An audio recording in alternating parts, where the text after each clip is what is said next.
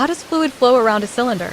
A simple enough question, but one that cannot be answered without some extra information.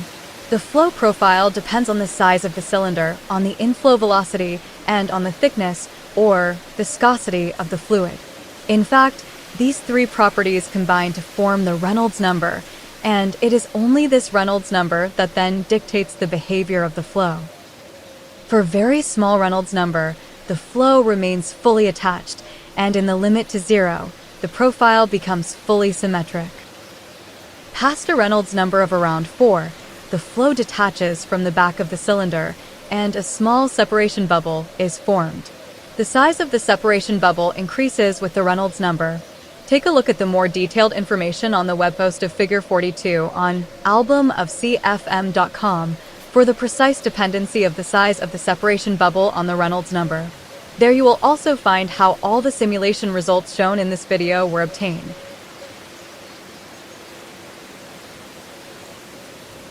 The separation bubble keeps on growing until it is larger than the diameter of the cylinder itself.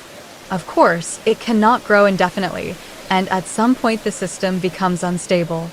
Past a Reynolds number of 46, vortex shedding begins to occur. The separation bubbles no longer stick to the back of the cylinder, but are instead dragged into the surrounding fluid. When we zoom out, we see that these isolated vortices are transported far beyond the cylinder.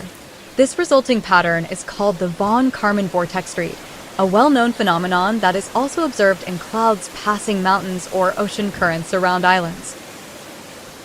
At around a Reynolds number of 1000, the flow loses all stability and the wake becomes turbulent,